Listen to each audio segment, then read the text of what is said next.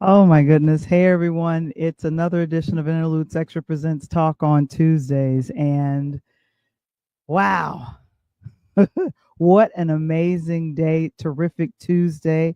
And I don't know. I'm having a good time on a work vacation. It's not really a vacation, but I'm here. And of course, I'm glad to know that you guys are here and joining us here for another edition of Interlude Extra Presents Talk on Tuesdays. I'm your host, Val the Voice Johnson. And man, I guess you guys are like, I wonder where she is. Yeah, I was running to get here so I could get to you guys. But gospel music, it's been around for decades. Anyone should be able to go into gospel music, right? Yeah? I don't know. But we're going to figure it all out. But of course, we're doing our thing. And of course, it is Interludes Extra Talk on Tuesday. And of course, we're getting ready to get started very soon and oh, right now.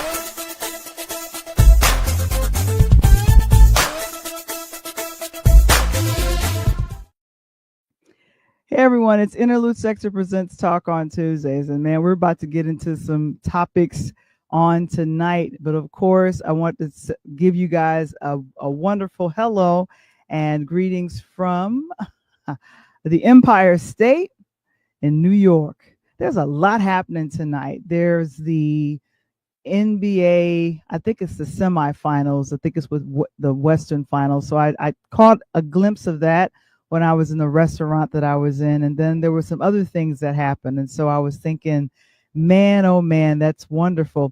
And I'm working with one screen today. So usually I'm able to have two screens and I'm able to show you, hey, it's Interludes Extra.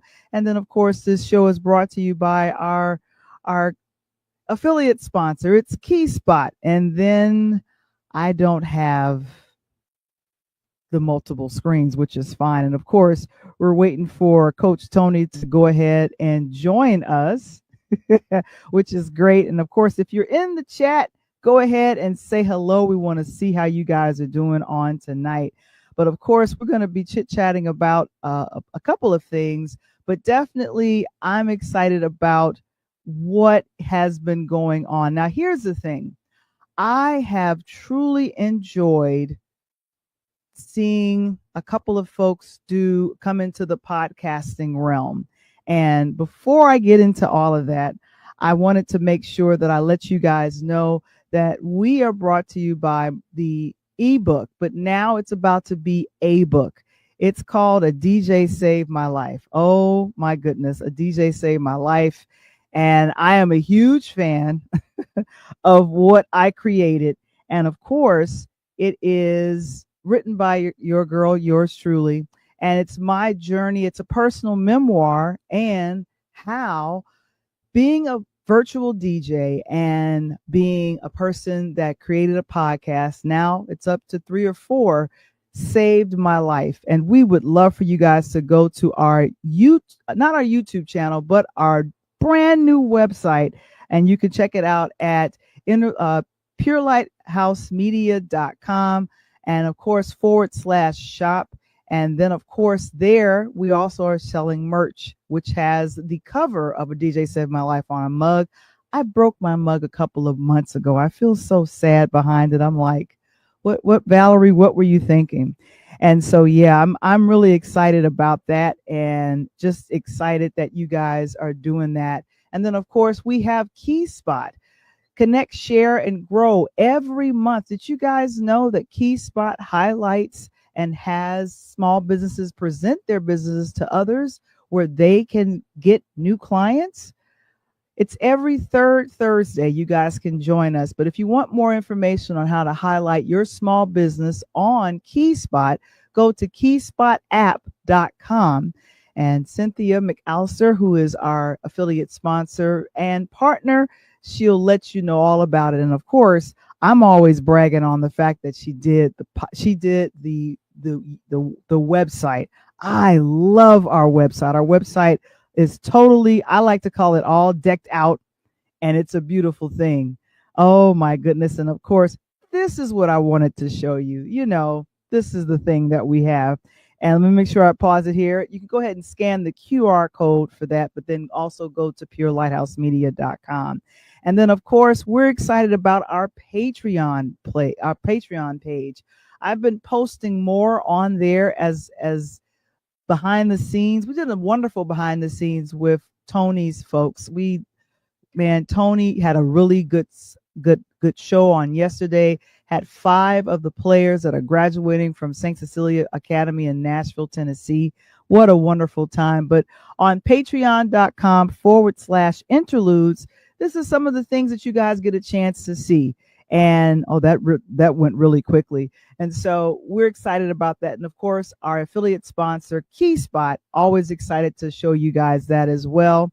And then, of course, as I was just talking about, Coach Tony, he has his own IG page, Instagram. I was on his case for months to get the Instagram, profile, and he finally got it. You guys can go ahead and scan the QR code because we're excited that Coach Tony has his own IG page. Oh my goodness. And so of course we are waiting for him to come through and do his thing.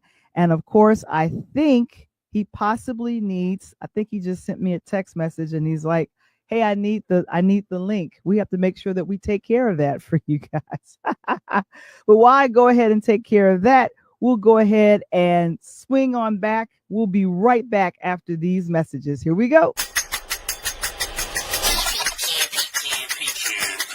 Hey, it's your main man, right back at you.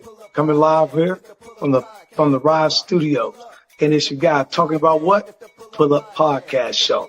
What is the Pull Up Podcast Show? It's a brand new podcast hitting your airways nationwide. I'm talking everything on sports, from baseball, basketball, hockey, and then I tell you, we're going to have a lot of fun. So make sure, if you want your questions answered, you want to have fun talking a lot of sports, make sure you pull up on me, because it's the Pull Up Podcast Show. It's the Pull Up Podcast. It's the Pull Up Podcast. It's the Pull Up Podcast. Pull up, pull up. Also, for those that want to learn a little bit more about this right here, oh yeah. That right there, that's the Rise, NIL, talking name, image, and likeness.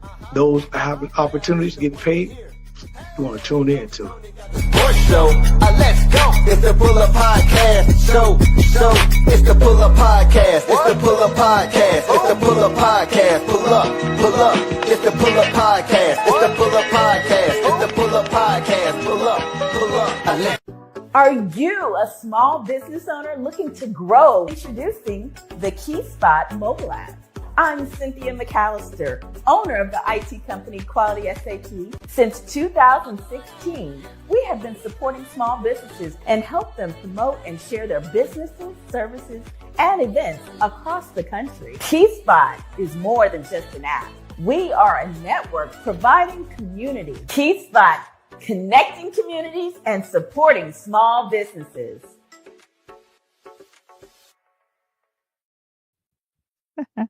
Oh my gosh. Welcome back to another edition of Interludes Extra Presents Talk on Tuesdays. Oh my goodness. You guys are pretty quiet in the chat, but that's fine. I know you guys are checking us out and letting us know what you guys think. Memorial Day weekend is coming up. And of course, what are you guys doing? What are you guys listening to? Are you guys going to go check out to see some movies? Are you going to spend time with family? Are you going to travel with your friends? I'm curious. I'm wondering what you guys are doing on this coming holiday. And for myself, I'm excited that I'm going to be spending time with some family and friends here on the East Coast. And of course, I'm trying to figure out who to cheer for in the NBA. And Coach Tony has told me some of his picks we've talked about that on some other shows, but it's been really fun to kind of figure out. I wonder who's going to win and who's not going to win. So anyway, it's really a fun time. Well, one of the big topics that we're all going to talk about, and I'm waiting for Coach to come on and talk about it with me, is we got Snoop Dogg. Snoop Dogg, who is an artist. He's a rap artist. He's been around since 91. The Deep Cover soundtrack. It's been a minute since he has been in our orbit. However, he is orbit into gospel. I would love to know the audience's thoughts about a hip hop artist going into gospel. Now, one of the things that I was really excited about is I know that it's important for many artists, especially if you're in one genre and you kind of cross over into another one, that you kind of get, I don't know, welcome in, get some training. I don't know. It's some of those things. Coach, I'll bring you back in a second. But yeah, I feel like this. A couple of years ago, when I had this whole, I call it narrative. And when I say narrative, I mean narrative. I wanted to announce with King Richard at the Academy Awards that Will Smith was going to be the first hip hop rap artist turned actor to win an Oscar. That was going to be the storyline. And for myself, he kind of ran adjacent. He was an actor. He was a hip hop artist, and he was one of the first hip hop folks to win a Grammy. I think that's how that worked. And so, Tony, as I'm telling the folks, how easy is it for you to go into another field? And so I'm talking about Will Smith and how he transitioned very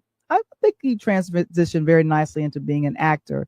And we all just kind of accepted him. And what happened a couple of years ago is that, we weren't talking about him winning the Oscar. We were talking about what he did to Chris Rock.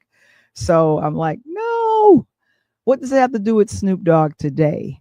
Well, earlier this year, and Coach, I'm reminding you of what we discussed earlier this year. We talked about Nelly, we talked about Snoop Dogg and a few other hip hop artists that was at Trump's inauguration of 2025. And a lot of us were kind of wondering, what y'all doing there? But it was told to us that they were there to make money. That makes sense, right, Coach? That you go to the inauguration and you get paid to perform.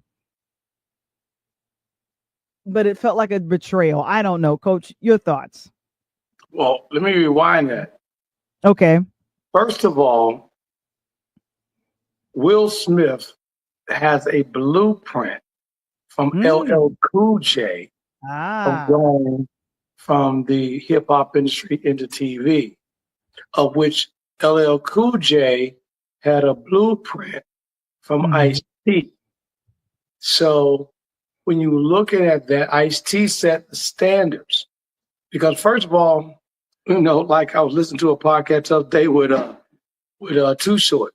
No one expected Ice-T the pimp, drug dealer pusher, rap artist, to go from that to locking brothers up on TV and become a police officer, which they demise in the hood, And Will Smith saw that. And if you notice, all the hip hop artists, the one that made it and did pretty well, they all became police officers on TV. How ironic is that? Because well, not all of them, but I'm just saying. But majority the bigger names. Because if you understand how to run from the police through the hood, then you translate that easier on TV.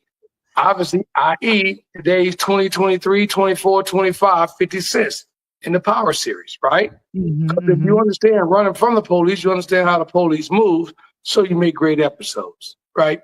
So when you look at longevity, in my opinion, in terms of crossing the boundaries of hip hop, as I say, from back in the day to when we thought that all the lights was going to go out in 2K and never come back on again, until right now, Snoop Dogg has passed 30 years of genre respect.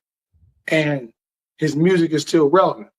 Not because of the reason that you were talking about, but because of the reason is he understood old school artists. And the Right. new people, they don't. And the reason why Snoop has continued to grow in the lane that he's growing, because he pays homage. He keeps Charlie Wilson, in videos, right? He keeps Ron Isley, when the Isley Brothers was doing. He keeps, other old school artists that he had, in his back pocket. So when he makes these musical geniuses, he can call up George Clinton and get a beat, Bootsy Collins and get a beat, right? And these guys.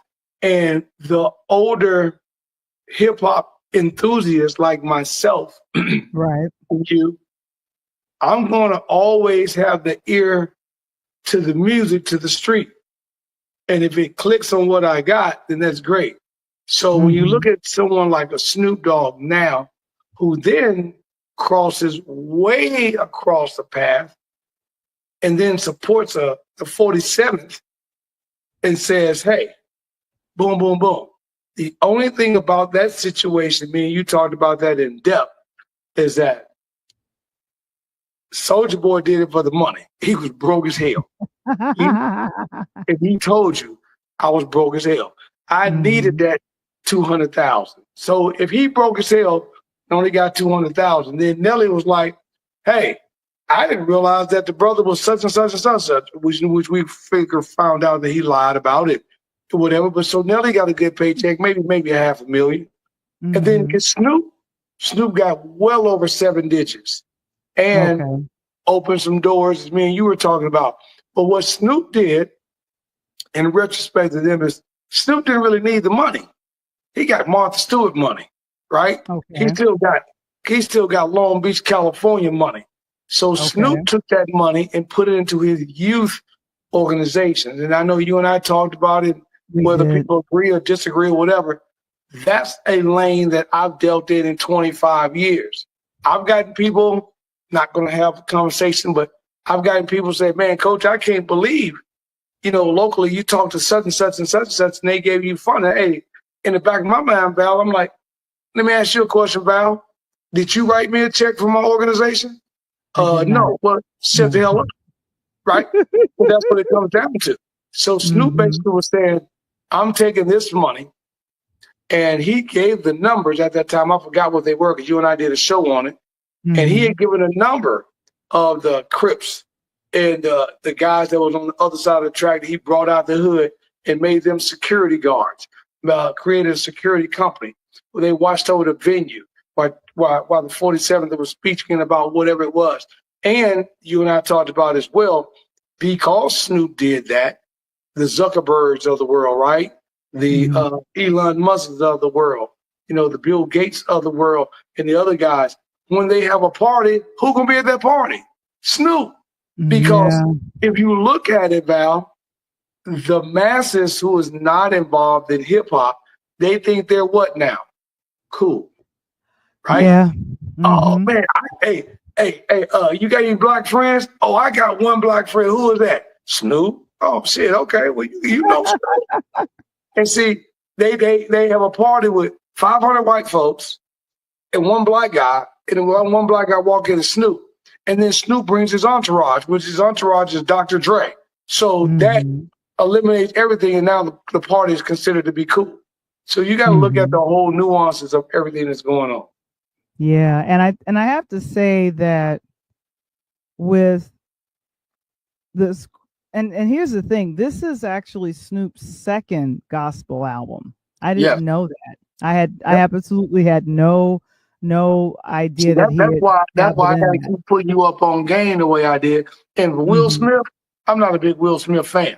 Outside of the first 2 albums, I ain't listened to him. Okay, yeah, I'm a big, but I'm more of a Will Smith fan as an actor than I'm a Snoop Dogg fan. Right. So here's the thing.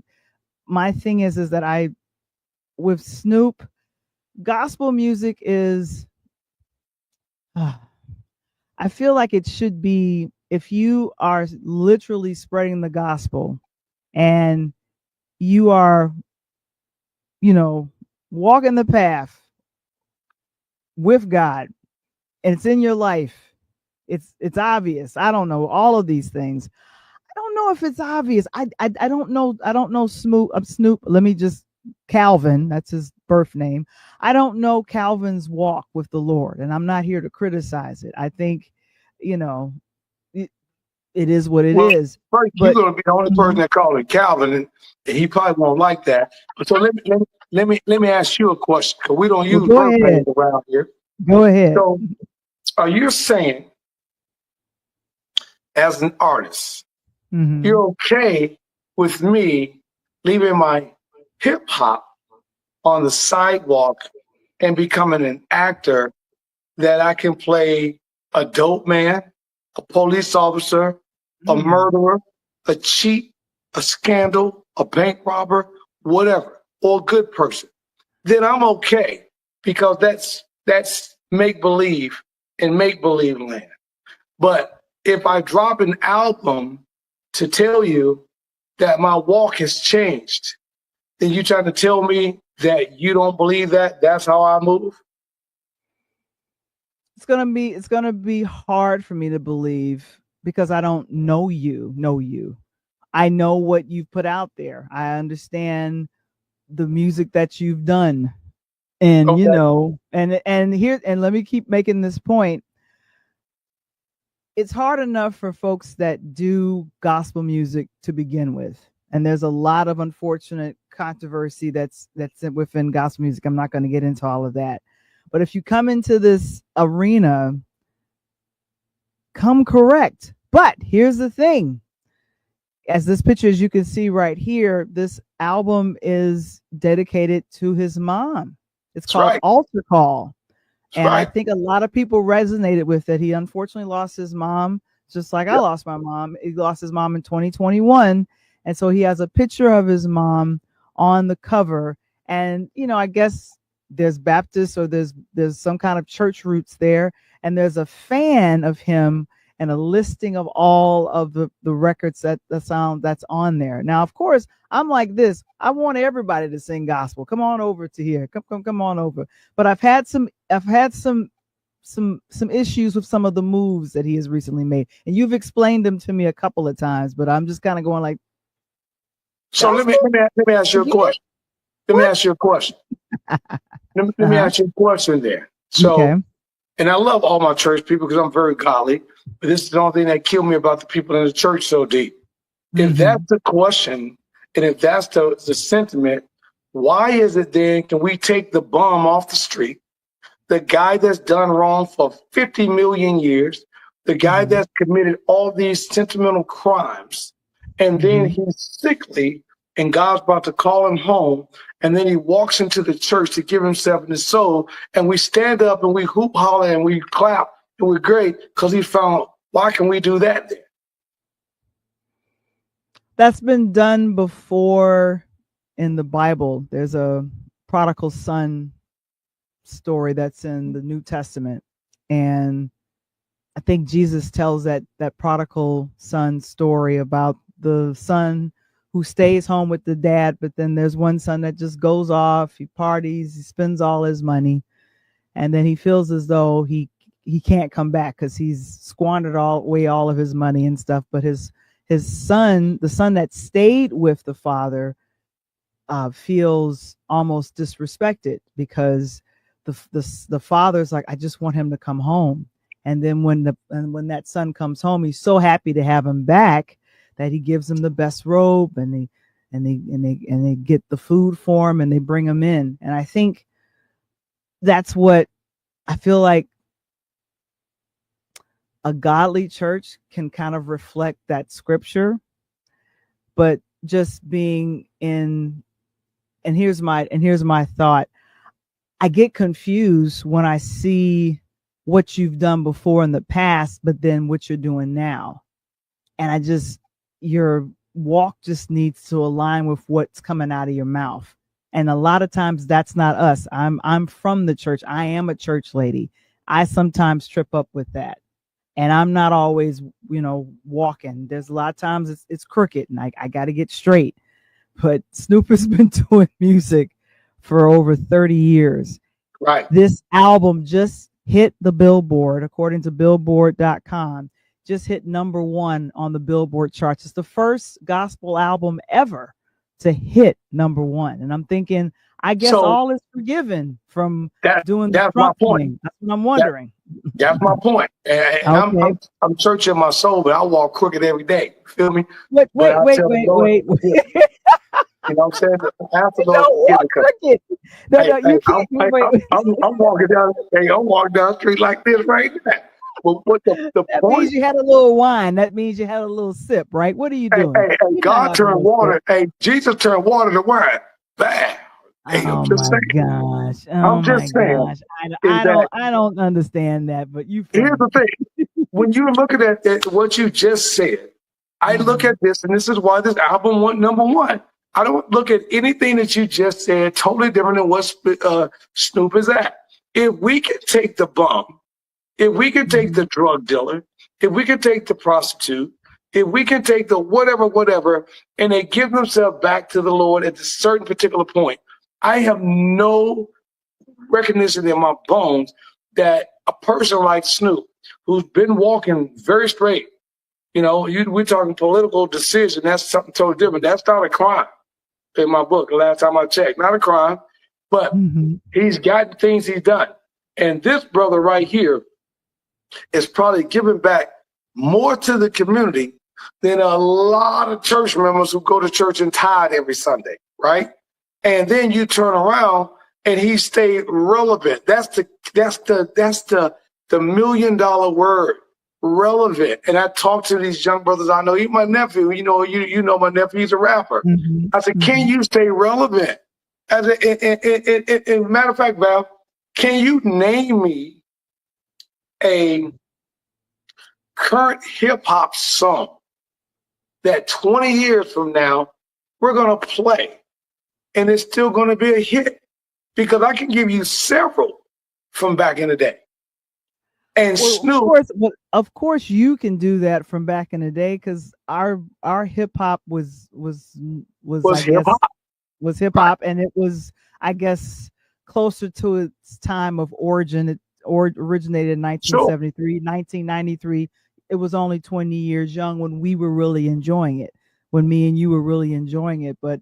To say, am I going to be listening to Drake or Kendrick 20 years from now? And will I look back and go, yeah, that was good? Or if I go back and listen to, I don't know, who's popular, Lil Wayne, or if I'm going to go back and listen to, I don't. Well, I will give you one that you just said, Kendrick Lamar, right? I think 20 years from now.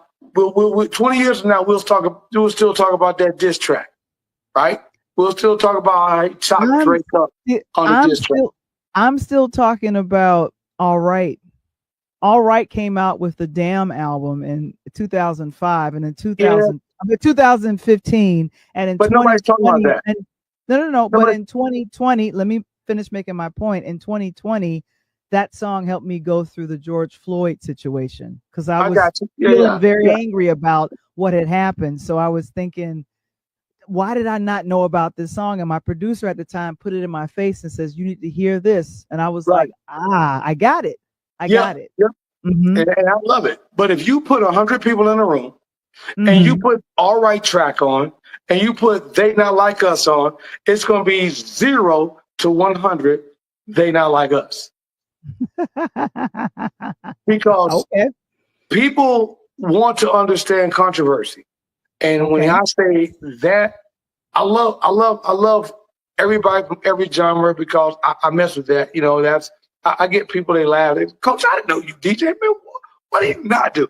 Hey man, I do DJ. I come up in your house and do some floors. I get you a backyard and lay out the grass. Hey, I can hook your sidewalk up. Hey, they're like, man, I didn't know you wear them hats. But it's one thing that I do, and I do wellness, coach kids in basketball, and I know how to be a mentor. So everyone has that one thing. And Snoop's one thing is he understands again, going back to what I said a few minutes ago, how to be relevant. And that's the key. If you cannot be relevant or in the moment, you're losing it. Drake is no longer relevant in the moment. When Kendrick Lamar killed him and They Not Like Us, They Not Like Us, I'm sorry. When he killed him with that track, Kendrick Lamar snatched the microphone and it's his now. If you listen to the radio, everything on the radio now is Kendrick Lamar's new album. Drake may have a couple of tracks here and there, but it's just what we do. But if you look at in 2045, will we still be listening to Kendrick Lamar? I think the diss track we will be, because again, at that time, rap will be what, 45 years old, approaching 50 years old. And then I think it'd be a great thing because you and I will be up in age and they're going to look back when you and I came through. Because when I hit the yard in school when rap exploded. I was there at the beginning. There's not a lot of people can say that. I was there at the beginning of the explosion when rap went to the next level, when Dre, DMC, Beastie Boys, Public Enemy, I can keep going down the list. I was there in those late 80s when rap went just bonkers. And I remember just being on the campus, at Fort Hill, me and Mike Drew, and and we used to have the track nationals. Remember, we used to have the nationals at school all the time. And I remember one day I was up in his room messing around, DJing a little bit, and I was just playing, and we put the speaker in the window, and I was dropping some, ghetto boys, and doing that, and don't, and I looked out the window, and I seen the dudes on the track, they bobbing to it, and they were doing like this, and I'm like, what?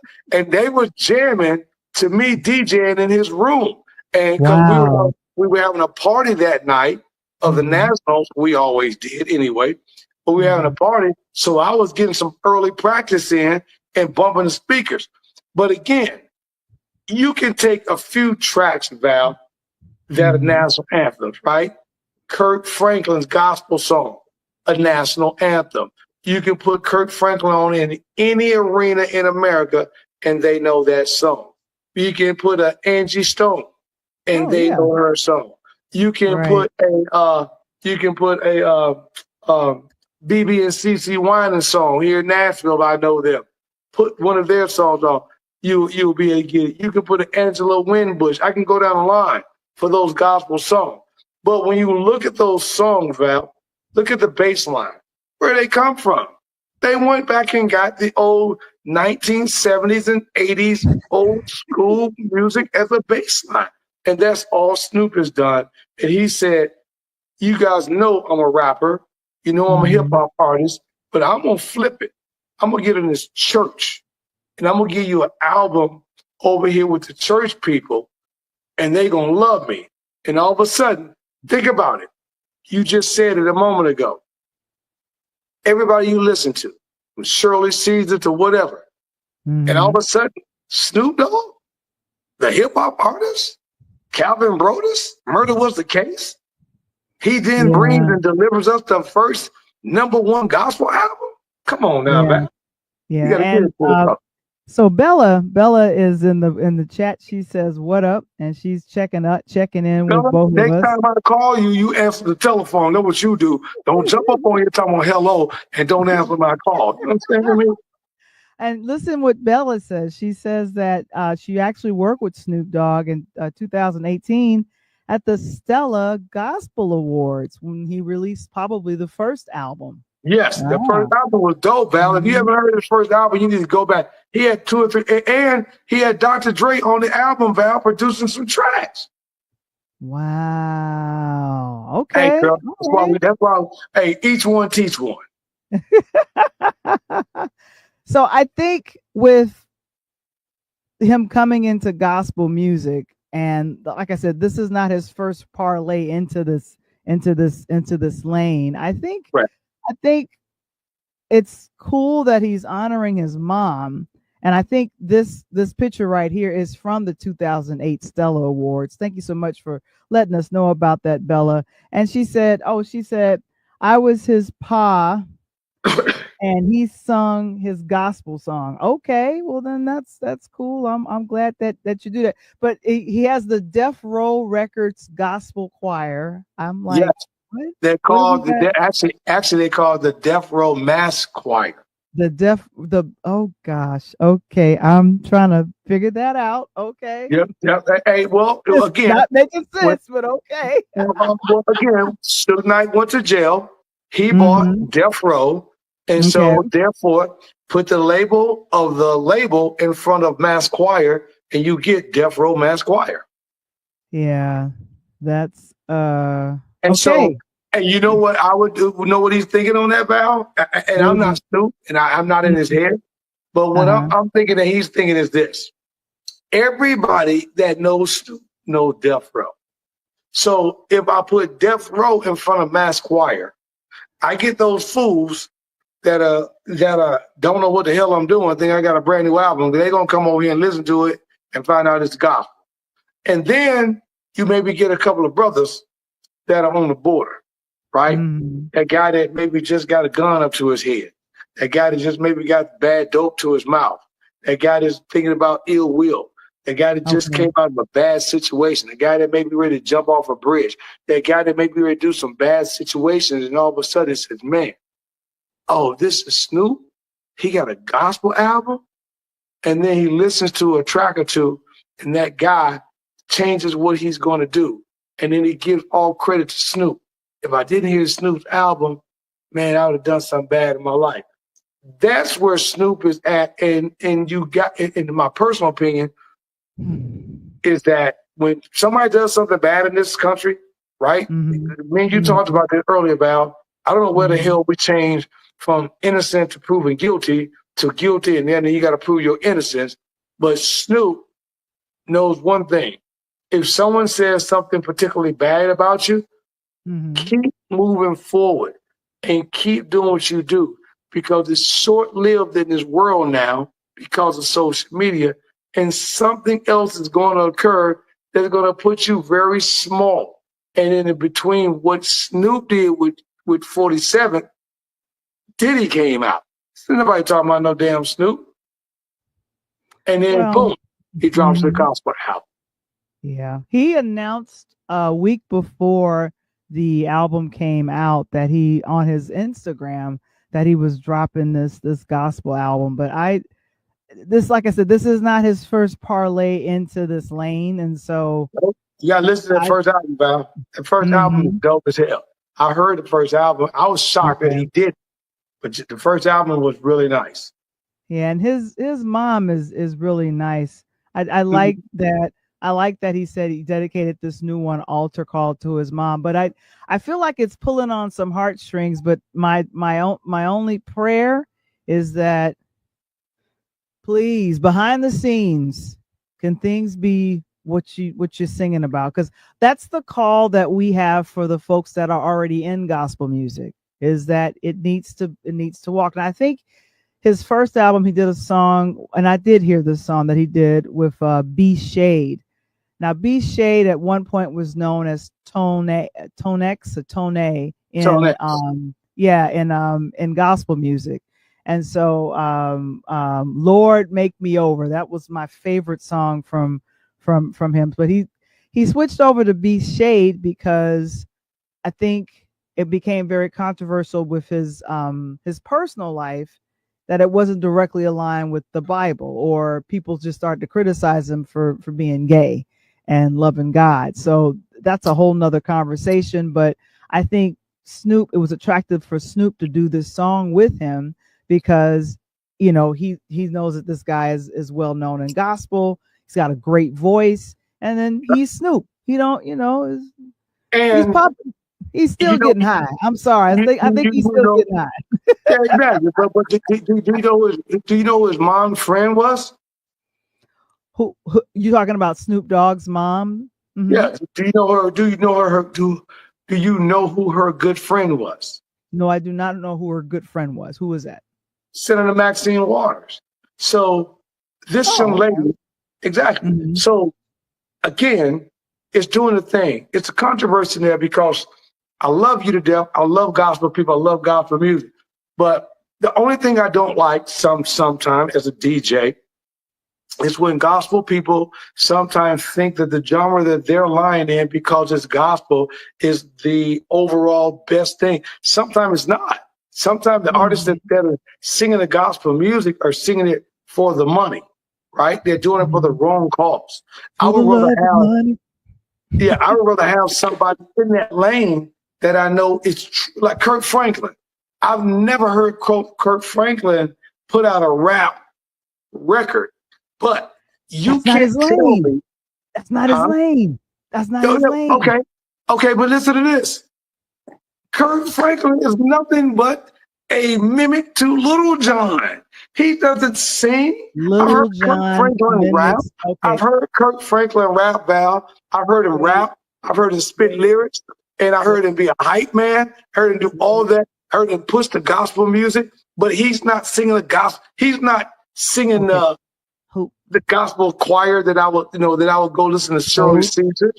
coach, who came out first, Kurt or Little John? Who came out first?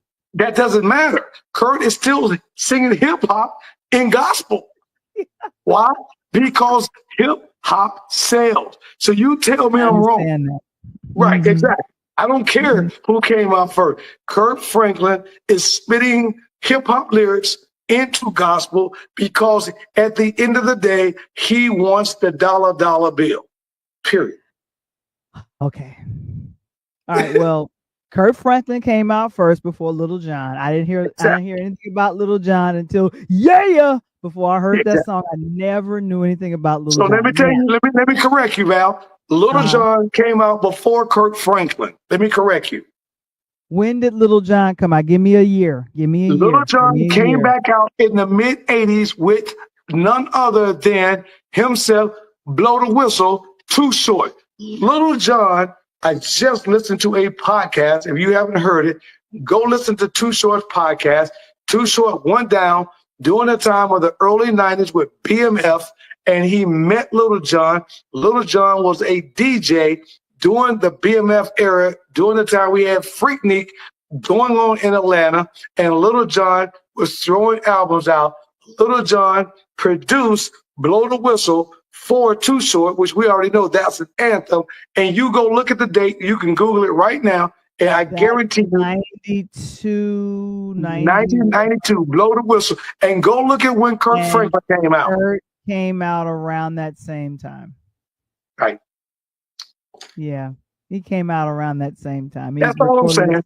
Yeah, I That's all I'm understand, saying. but it doesn't matter. I'm grateful to what Kurt did for gospel music and how he was its hype man for a long time. But before you keep going, we have loved the diversity in the conversation. I want to say that says the marriage.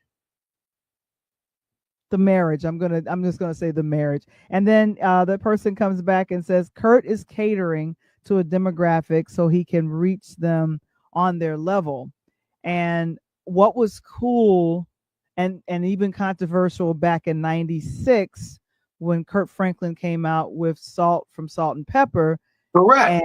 And they did God's Property and Kurt Franklin, and he had her do the rap. He wasn't rapping. GP, are you with me? And then because Kurt understood how to be a hype man. Kurt is a hype man. And let me tell you, Val, from Kurt Franklin and Little John, who did they learn it from? Who's the best hype man in the business?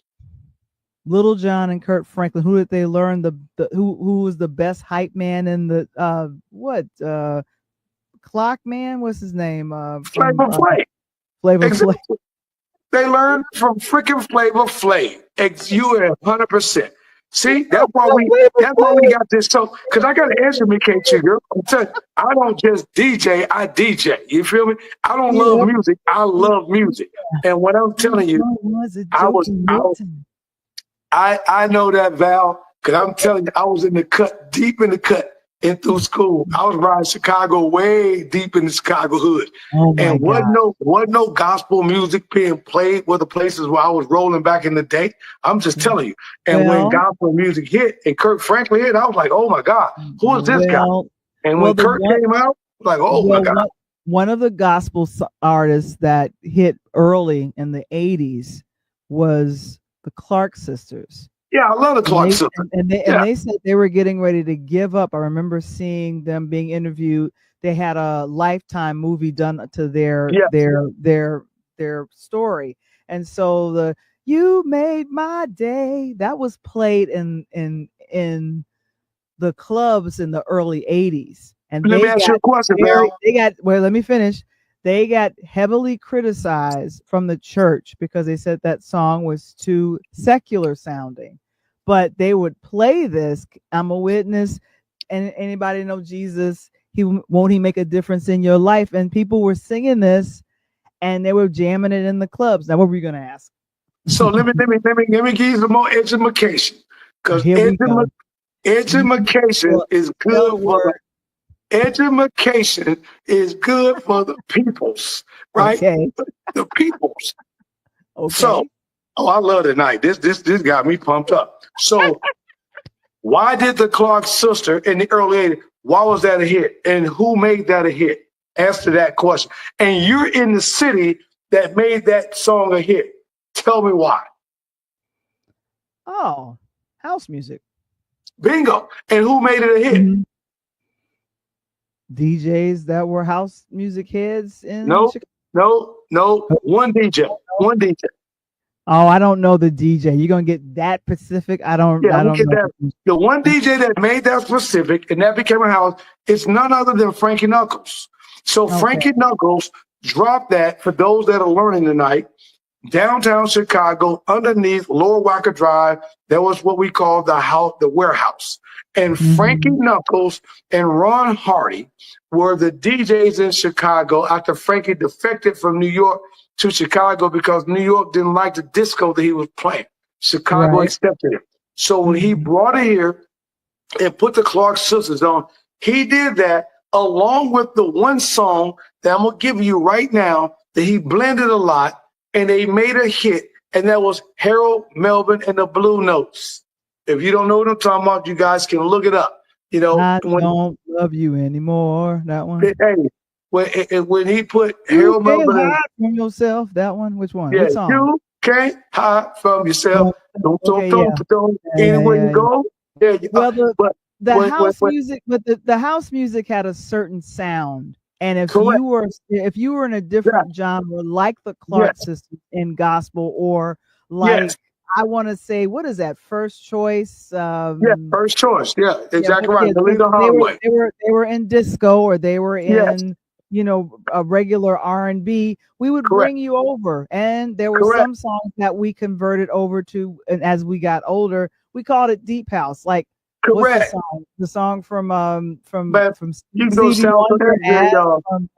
from what is that? What is that song? Songs in the Key of Life. As we consider that a deep house Yes, house track. See, yes, I know what I'm talking exactly. about. I know what I'm And talking about. so when you're Mm-hmm. looking at the Clark sister, Mm-hmm. Frankie made it good because he eliminated the music piece.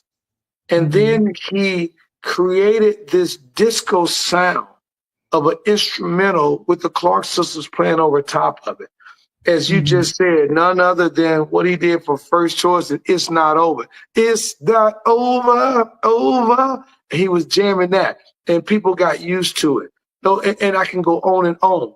But the gospel sound, Val, became prominent through New York and Chicago. And then it slid its way down to Baltimore because when anything happens in Chicago, it's going to automatically go across the lake to Detroit and DJ Larry Levine. Mm-hmm. So when we look at that, so if you go back and you look at that whole genre of things, and then you fast forward it 30 something years or 40 years, Snoop Dogg is riding that wave of that opportunity because he understands. I'm already a hip hop artist. Matter of fact, I can be considered the godfather or one of the godfathers of hip hop. If they had a Mount Rushmore of hip hop artists, Snoop face would be on. You know that. Well, I have to say, was it junior year? You had already High left. school or Tony. college? No, High we're school, talking high school or college? you had already left. So we're talking possibly my junior year in college. Okay. There was no place on campus, and I went to a PWI. Me and Tony graduated from a PWI, North Central. There was no place on campus. You had already left, Tony, and graduated, that I did not hear the Chronic album. Oh, the Chronic! Oh my I goodness! heard it throughout the entire, and then I would look to see who was playing the record. They didn't look like us. They didn't look like us. Hey, your boy blew my mind. Hold on. What did Kendrick Lamar just say? They not like us. They not like us. I'm like, oh, is that how we gonna roll? So Snoop was kind of that. Yeah, he already went over to the other side of the aisle and didn't know it. Well, the funny thing is that if Dre was Batman, then Snoop was like Robin. But the two of them, and then the funny thing is that Dre was like, okay, go off and do your stuff. Yes. And then his album hit, and I think, sometimes for the folks that know the hip hop side, that know from whence Snoop comes from, sometimes it's a little hard to go, oh, you doing gospel now? Are you sure, baby, you want to be over here with the saints? You sure? Because man, let me tell you, Val. No, you want to be over here with us because I don't know. Because let me tell you something. You be smoking Chronic, and you call people hoes and tricks and all these other words. I don't mean any harm to the church, and I love everything that's going on to the gospel. But let me tell you something. Everyone in the church ain't holy. If brother TD Jakes, if brother TD Jakes just got caught up on some P Diddy stuff, you feel me? Then we gotta that's a whole other show. Allegedly, we gotta say allegedly. Allegedly, but Snoop ain't dropping his album. Allegedly, he dropping his album. So the whole thing on this is, if you're looking at Snoop and all that, the one good thing about music is what, Val? It allows an artist to expand their mental mind. And then you are the listener. You have to decide whether you want to come in or not, right?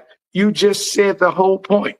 In 88, 89, or I'm sorry, 90, 91 rather, because 88, 89, I was listening to that original, I can't even say the words, but I was listening to that original NWA. And they was, man, we was rowdy on the yard. I'm talking about fighting football players every weekend, whatever. I can go back in the day. Ooh, that was crazy. Pledging, bring the whole 9 yards. And then when Snoop and Dre dropped that first Chronic album to come out, he's like, wait a minute, hold on. And that wasn't even Snoop's first song. For those that do know the hip hop genre era, we understand that Snoop's first song was Deep Cover.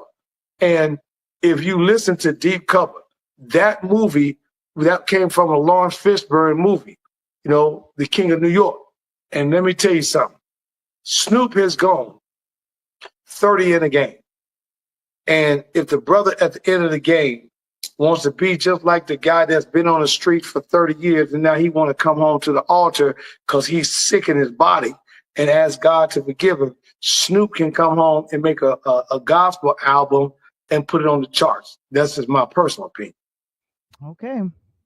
Well, it looks as though you guys are, it looks as though for what Tony is saying is that it is perfectly fine and okay for a hip hop artist like Snoop Dogg to come over to the gospel side and do music. And I totally understand and get that. And I say, let them all come and do gospel music. Here's my thing. Just do me a favor.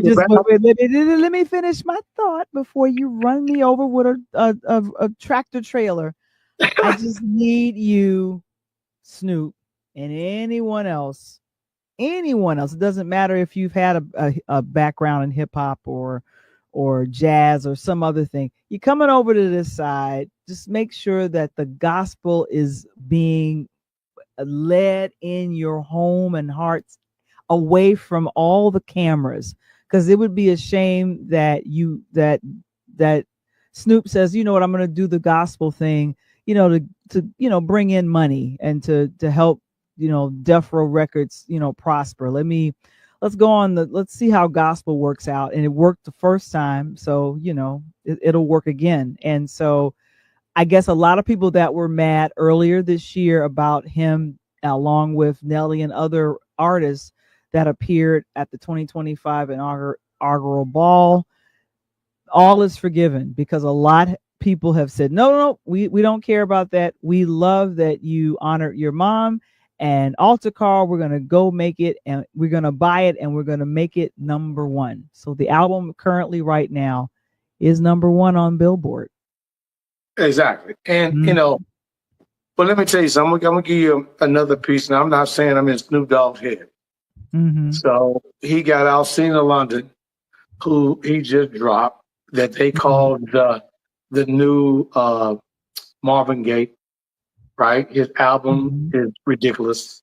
Ridiculous. Mm-hmm. So if you haven't heard it, you need to go on Snoop Dogg Presents. If you haven't heard, I'm giving you the website. Go to YouTube, pull up Snoop Dogg Presents, and put in London's new album, Mulholland Drive. It is ridiculous. And he did a complete album with him. He then got another artist from there, and he put that in. The last 2 years, Snoop has brought 3 artists with absolutely no name out of nowhere, and the albums have all went top 20, top 10, top 5. And then he comes back, and he had already dropped an album, like Bella told you before. So the Second Mass album he did, dedicated to his mother. I don't see absolutely nothing wrong with that. And to me, it shows the ability of Snoop to get out of his lane and not to be just a hip hop artist, but to branch over into R&B, slow ballads, and to branch out into church ballad songs or church and see what's going on, because then he becomes the artist or the producer for the people. Some people, Val, if we look at it, they stay in their lane their entire career. And sometimes at the end of the career, they have no money or no fame to even speak about, or maybe they tarnish it along the way. This brother has jumped multiple lanes. He's like driving on a dead run, and the traffic is tight. He's just swerving, trying to get down to Lakeshore Drive so I can get downtown and go get me a pizza or whatever. But Snoop has been able to weather that storm. I'm a big Snoop fan, and Snoop, I'm gonna send this to you. I need you on the show. But I think that he's learned along the way, and he's understood along the way what sells. And Val, everything you do, I don't care if you are a pastor in the pulpit. I don't care if you are a preacher on the corner. I don't care if you collect the money at the church. I don't care if you collect the money in front of a store. Everyone at the end of the day has a 1 or 2% of a salesperson in them. And if you're not selling what you're doing and people are not buying it, then you're either going to be a has-been or you're going to be successful. That's unfortunately, that's the way the world works. And I think Snoop has sold 30 years of what he's been able to do and accomplish. But he's also been able to put people on. He's made multiple millionaires out of what he's done. He's hung around with the best millionaire in the game, in Dr. Dre, right? And now he's branched out to movie deals. And then you go deal with a ex-criminal in Martha Stewart. And then what, Val? Didn't nobody say nothing about Snoop when he was over there cooking his food, right? Well, there was some critics. No. There's always critics. There I know. Always critics. Yeah, very but much. You know the funny part about it? The critics are the people that wish they ass could do it. That's the critics. They're gonna criticize you because they're not doing it. But the funny thing is that relationship between him and who is that? Martha Stewart just worked because it's weird. It's just, I don't know. She said that there's some things that he taught her and then vice versa. And Correct. so But they talked about how they learned from each other. And for them having this cooking show, it just was funny. I think that's what led to the NBC, I think oh, last year for the Olympics, the paying Olympics. him $9 million. They paid No, Snoop $9 million. 16. How many? 16. Well, they 16. paid And they paid and him millions of dollars to commentate and just give yes, his thoughts and on the things. highest watched Olympics in history. Yeah, and it And was the did highest watch because of his commentary and his clothes. He had a really good correct. publicist and a stylist, very good stylist. Yep. Yeah. Mhm. And here's the thing. Did you know, Val, that while Martha Stewart was in jail, Snoop was visiting her? Did you know that? I had no clue. Exactly. I had So no again, clue. unless you Mhm. get into these artists, these people, that's what I'm saying. Sometimes people make these comments and they say something and they're in the cloud, but they don't understand. I gotta get out here in the dirt. Let me figure out how that plant actually grew. Oh man, I didn't Mhm. know Val dug a hole 3 feet and put that tree there 15 years ago, and now all of a sudden it's growing. So you got to Mhm. understand that Snoop had a relationship and developed a relationship while Martha Stewart was in the locker, while she was locked up. So when they came out, they decided to do a show together, and it hit. So obviously she spoke and talked great and told him how to cook certain things, and they actually became pretty good friends. Dr. Dre talked about that. Like sometimes he calls Snoop and he got to get a voicemail. Got to get Snoop to call him back because Snoop is so busy and whatnot. But you know, the Olympics is one thing, but to me, the best thing I ever know about Snoop and learn because I've had as a coach had an opportunity to play against some of his teams is that Snoop loves the youth. And I've had Okay. a chance in the basketball arena, Vegas, Indianapolis, Chicago, a couple of the locations that we played. You know, Snoop gives a lot of his money back to his ball players, you know, to help them out and to get them where they need to be. A lot of rappers do. Master P helped DeMar DeRozan, who's still got a hell of a career going on right now with Sacramento Kings, just left Chicago. So you got to Mhm. think you sometimes have to understand these guys' plight. And if you stay in the same atmosphere that you're in, maybe that atmosphere sucks all the air out of it. Sometimes you got to have a new start, and nobody know that that's within you. And if it's Snoop mother passing away that gave him one of those, you know something, I know I did wrong for 30 years, but I promised my mama that I'm gonna do right. Hey, I'm gonna drop this album and I put it out for my mama, and all of a sudden it became a number one hit or number one album. Hey, that means it's great. I can't do them and say, man, damn, dude, you got a hell of a marketing, you know, Yeah. So because we understand. let's look. So let's go ahead and wrap this up. The album Altar Call is available on all streaming platforms. You guys can go ahead and check it out and be the judge for yourself. And of course, like I said, it's dedicated to his mom, and so we want to hurry up and transition. But like I said, I just want you to be doing right behind closed doors. I'm not. There I you go. can't be there to see what you're doing. God sees all. I'm not, and I'm There not you go. judging jury, and I don't have a heaven and hell to put you in, so I can't There do you go. that. We'll I just agree with go ahead. We'll go ahead and let that alone. Not leave it alone, but let you. that Let that alone. alone. Let Let that that alone. alone, and keep it moving on. Now, what I want to do now is talk about what happened on yesterday. I mean, I have never been so proud about how wonderfully, I want to say, impressed with these beautiful 5 young ladies that graduated from St. Cecilia's Academy in Nashville. And coach is the coach of the girls basketball team. And to hear them say so many wonderful and lovely things about you made me go, is this who I'm hosting with? Is this who you That are, who your character is when nobody else is looking or watching. And these women, young women, have been watching, and they gave you your flowers in man. the Did you feel it? Did you feel it? I held all my tears back. You just didn't know. Mm-hmm. I held my tears back so hard because I had no idea that they felt like that with me. I knew that I had gotten a couple of them, and to go on. And I'm telling you, these 5 young women in my program will go on to do great things in life.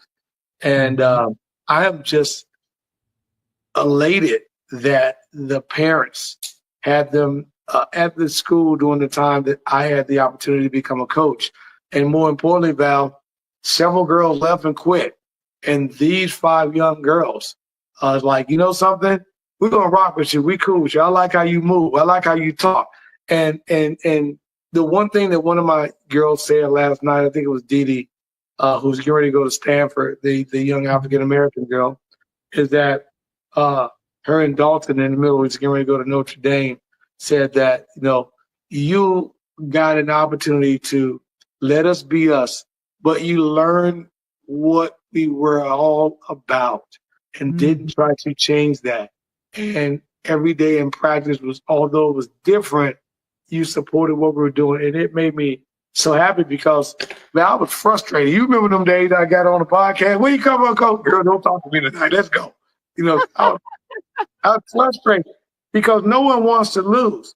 But dealing with these young women and coming up with a motto every year and seeing the girls wrap them arms around the motto. And then at the end of the day, they talked to me last night. They all knew the motto. And not only did they know the motto, it was a motto that they said, hey, I can take this into life. And my motto was no letdown.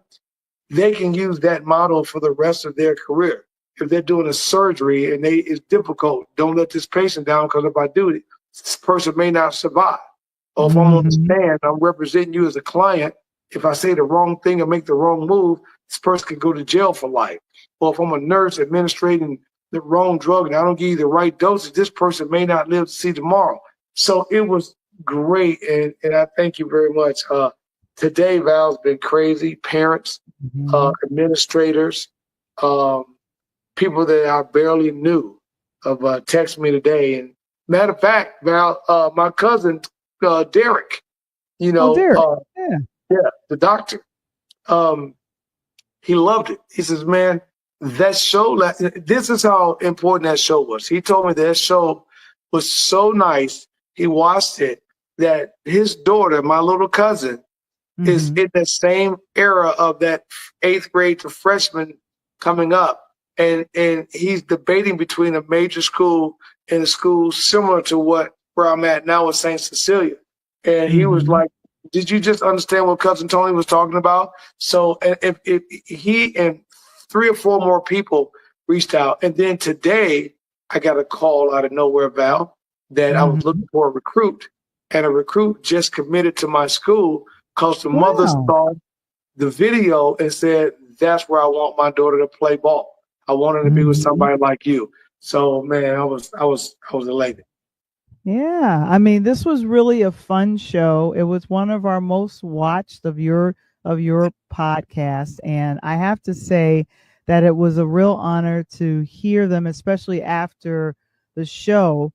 Just kind of give you your flowers and say, this we really appreciate all that you've done for us, Coach, and thank you. You told them if you need me, even when you go off to your various schools and go to the West Coast and go here, go there, all I am is a phone call away. And that to me says a whole lot about, number one, your character, and then just kind of that I am going to be there for you. And I'm thinking to myself, I am honored to host this show, both shows, more of the producer side on the Pull Up Podcast show. So I was just taking notes on some of the stuff that I was checking out, and I was like, okay, this is real good. This is real good character. This is real good stuff.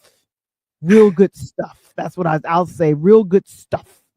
Well, I tell you, 15 years now in college women basketball, to high school, and Val, I got to say, and I'm dead serious, last night's show is probably one of the most meaningful times, probably outside of my 2000 and I would say 2009, 2010 Okay. team at Fisk, that I took a team that had no hope and took them to championship status. And me and those girls are still cool today. They laugh, they joke at me. And one of my young ladies that is now my assistant coach, this team right here is probably close to that, just the people that they are. And the one good thing about the one young lady me and you laughed about, if you remember the young lady at the bottom right, I told her, I said, I remember when you came in school, you didn't even want to talk to me. I didn't even know if I was even welcome.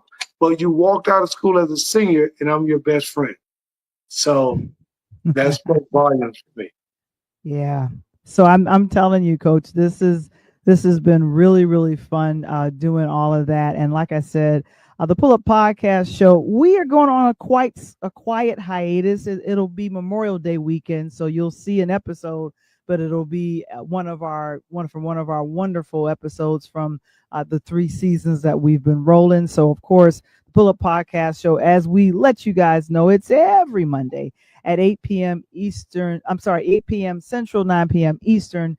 And of course, make sure you come and you pull up with the questions. Tony will be back live June 2nd. And of course, we'll see you on the other side of Memorial Day. But I what's your plans for Memorial Day? I'm just curious. You got you barbecuing? You got some barbecue happening? Let me tell you something. That's another talent. Another talent I got. I know you do. Mm-hmm. You barbecuing. And how they say, I get down on the grill. Let me tell you something. He gets down. Family wouldn't own Lim's Barbecue. When you ever come to Chicago, 75th Street, Lim's Barbecue, come by and get you some food. So we wouldn't be the owner of that, and I know what to do if we didn't get down. So exactly. I know the weekend we gonna you know how Pops back in the day did Val cooking. Hit them fingers. We're gonna do just that. And of course, Coach continues the love. If you guys go ahead, he has his own IG. If you're not following Coach on IG, I'm telling you, missing out. You missing out. We keep posting. I'm sorry. I keep posting for Coach. So here we go. Scan the QR code and follow Coach Tony on the Pull Up Podcast Show. That show, his show, streams exclusively over there for IG. And of course, if you go ahead and give him a follow, he'll give you a follow back, or I'll tell him to follow you, or I'll do it myself. You know, whatever happens We're gonna first. make it happen. We're gonna either way it goes, we're gonna make it happen. And of course, it's the book, A DJ Saved My Life. As I said, it's a personal memoir, and of course, Coach, it goes to print next week. I'm hyped. Okay. I'm Finally got a hard copy. I can get something to write on. Yeah, so I'll be signing 50 copies of the book and getting them out to folks. And so we're excited. It comes in June. And so I'm gonna set up a page for pre-orders. And if those orders go over 50, which I hope they do, then we'll be ordering some more. But the first 50 are coming, and of course, because I'm independently publishing this, you got to show your love and show your hands for what it happens with this, of course. And then, of course, patreon.com/interludes.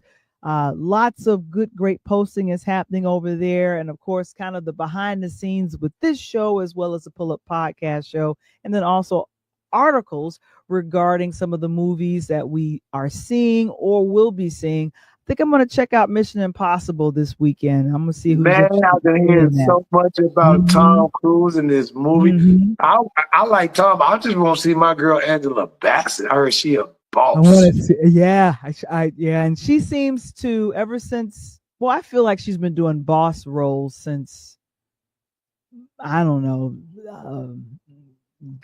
Tina Turner. What's Love Got to Do with it? I feel like Tina Turner was the biggest boss role she's ever did, because today they interviewed her this morning on CBS, and she talked about that.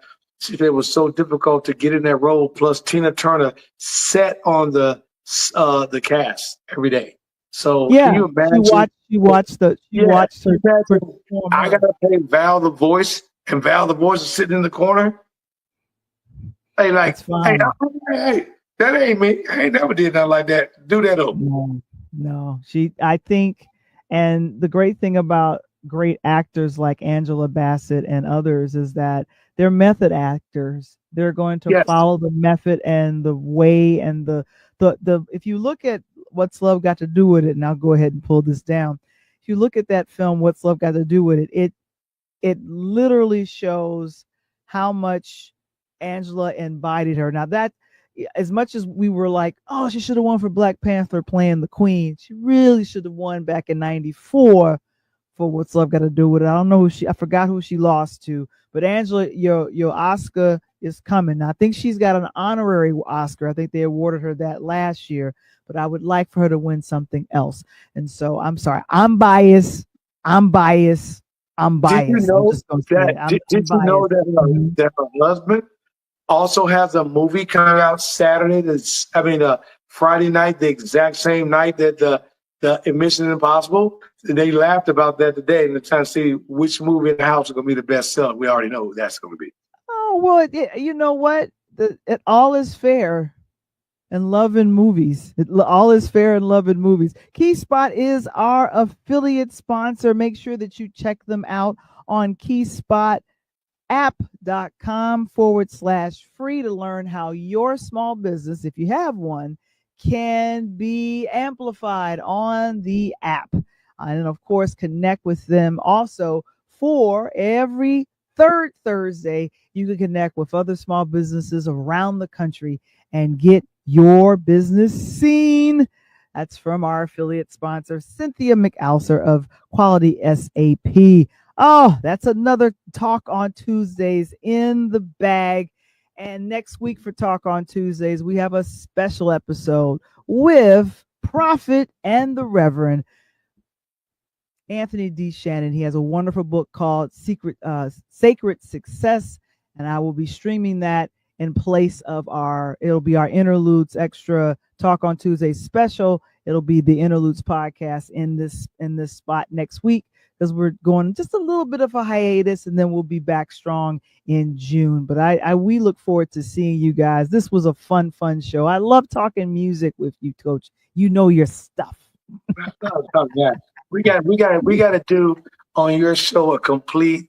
We keep saying that we haven't done it yet. We got to do a complete house music episode where we really break down Chicago, New York house music. We got to do that. That's got to be an episode we got to play. We should possibly do that June 3rd because June is Black Music Month. Let's do it. I think the education and teaching, and we talk about it. As they say, don't talk about it, be about it. Be about it. So it would be great to reach out to one of our DJ friends to be on with us. So wink, wink, and I can do that wink back to myself. So we could definitely do that. Oh my goodness. It's another Interludes Extra Talk on Tuesday. But of course, we'll go ahead and put up the peace sign. We'll see you all in 2 weeks. Peace. Happy Memorial Day.